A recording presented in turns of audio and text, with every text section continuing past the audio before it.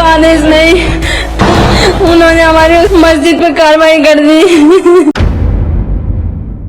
दोस्तों, यहाँ दिल्ली में मोदी सरकार के खिलाफ प्रदर्शन होता रहा, सड़कों पर हुजूम उमड़ा रहा। वहीं दूसरी तरफ कैसे जो है उत्तर प्रदेश के संभल में एक मस्जिद पर बुलडोजर चला दिया गया। दोस्तों, उत्तर प्रदेश के मुख्यमंत्री योगी आदित्यनाथ, जिनको बुलडोजर बाबा कहा जाता है, किस तरीके से वापसी एक मस्जिद को पूरा ढहा दिया गया, उस पर बुलडोजर चला दिया गया, जिसके बाद तमाम सवाल खड़े होते हुए नजर आ रहे हैं। और तमाम सवालों के साथ मुस्लिमों का आक्रोश वहां पर खास तौर पर देखने के लिए मिल रहा है। और एक सवाल छोड़ गया है दोस्तों ये वीडियो, जो मैं आपको भी दिखाऊंगी, जो खबर मैं आपको बताऊंगी, उसके बाद ये सवाल फिर से निकल कर आ गया कि क्या मुसलमानों से जुड़ी हर चीज क्या अब अवैध हो चुकी है? क्या मुसलमानों को टारगेट कर क्या मस्जिद पर भी बुलडोजर चलाने शुरू कर दिए गए हैं? ये बहुत सारे सवाल दोस्तों निकल कर आए हैं। आपको मैं बताती हूँ, सबसे पहले आप ये वीडियो देखिएगा। आपको मैं जो वीडियो दिखा रही हूँ दोस्तों, ये उत्तर प्रदेश के संभल से निकल कर आई है वीडियो। अब कैसे संभल में आप देख पा रहे होंगे कि इस मस्जिद पर बुलडोजर चलाकर इसको पूरा ढहा दिया गया है, बुलडोजर की कार्रवाई की गई है। और जिसके बाद एक और वीडियो आप देखिएगा कि इस महिला की वीडियो जो पूरी बुरे तरीके से रोती बिलखती हुई नजर आ रही है।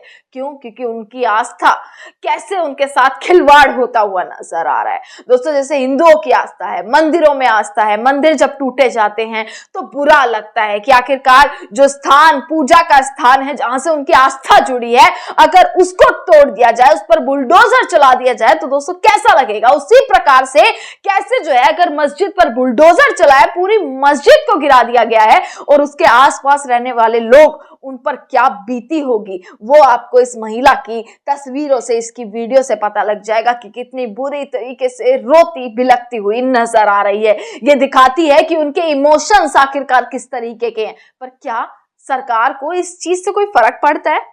क्या वाकई योगी आदित्यनाथ बुलडोजर जब से यूपी में आया तमाम जगह पर बुलडोजर चला दिए, पर क्रिमिनल्स पर कितने बुलडोजर चले, कितने बुलडोजर चले? इस देश की सरकार से मैं पूछना चाहती हूं, पेपर लीक हो गए, कहां बुलडोजर चला? कौन से मंत्री के आवास पर आपने बुलडोजर चलाया?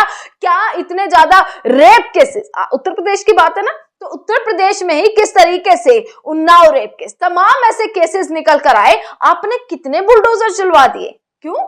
क्योंकि वो कहां से जुड़े हुए हैं? बीजेपी से जुड़े हुए हैं। क्यों?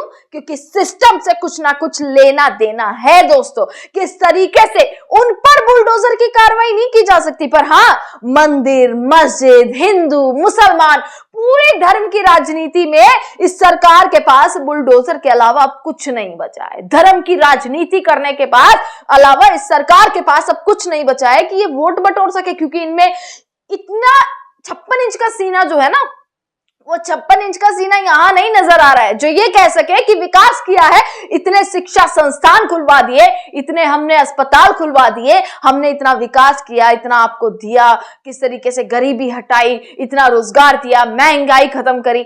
इन सारे मुद्दों पर वोट मांगने की हिम्मत तो 56 इंच के सीने में भी नहीं है। और कैसे धर्म की राजनीति इस कदर हो गई है कि बंगाल चुनाव में भी आपने साफ तौर पर चीजें देखी कि बंगाल में भी दोस्तों आखिरकार क्या हुआ कि जीतते ही मस्जिद कैसे जो है, जो मुसलमानों के इलाके हैं, वहां पर बुलडोजर की कार्रवाई शुरू कर दी।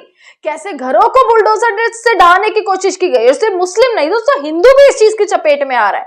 सिर्फ मुस्लिम नहीं, अब ये कहना बिल्कुल गलत होगा कि भाजपा के निशाने पर सिर्फ मुस्लिम है, बल्कि हिंदू भी निशाने पर है। बंगाल में देखा ना आपने, कई हिंदू लोग जिन्होंने खुद भाजपा को वोट दिया, जिनकी दुकानों के बाहर भगवा झंडा लहरा रहा था, उनकी दुकानों को भी बुलडोजर से तोड़ दिया गया। यानी कि भाजपा के लिए क्या हिंदू क्या मुसलमान, सिर्फ और सिर्फ वोटर। तो दोस्तों सवाल उठता है कि आखिरकार भाजपा के पास कोई और राजनीति नहीं बची। अब ये जब से वीडियो निकल कर आई तब से आक्रोश जनता में देखा जा रहा है, किस तरीके से लोगों में नाराजगी है कि आखिरकार मस्जिद को टारगेट कर कर आपने बुलडोजर चला दिया। मतलब कोई चीज अवैध नहीं है ना उनके मुसलमानों के मकान अवैध हैं, ना उनके मकान जो है उनको भी अवैध कर दिया गया, कुछ भी इलीगल नहीं है। अगर जहां मुस्लिम आ गया वहां पर उनके सारे के सारे काम ही इलीगल है भैया, ये सोच बना दी गई है। दोस्तों अब आपको मैं एक ट्वीट पढ़वाती हूं, आप ये ट्वीट पढ़िएगा। यूपी का मामला, और वीडियो में साथ साथ आपको दिखा रही हूं।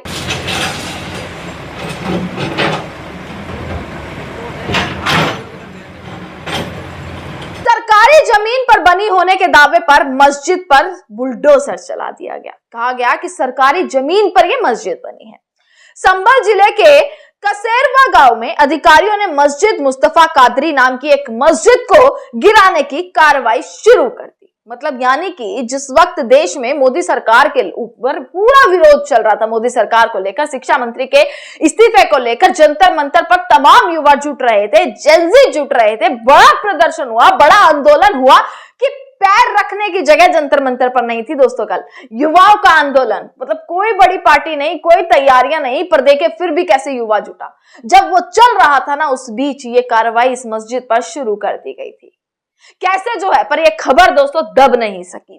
किस तरीके से कथित तौर पर बताया गया कि सरकारी जमीन पर यह मस्जिद बनाई गई थी। अधिकारियों ने बताया कि यह कार्रवाई सरकारी जमीन से कब्जा हटाने के अभियान के तहत और तहसीलदार कोर्ट के बेदखली आदेश के पालन में की जा रही।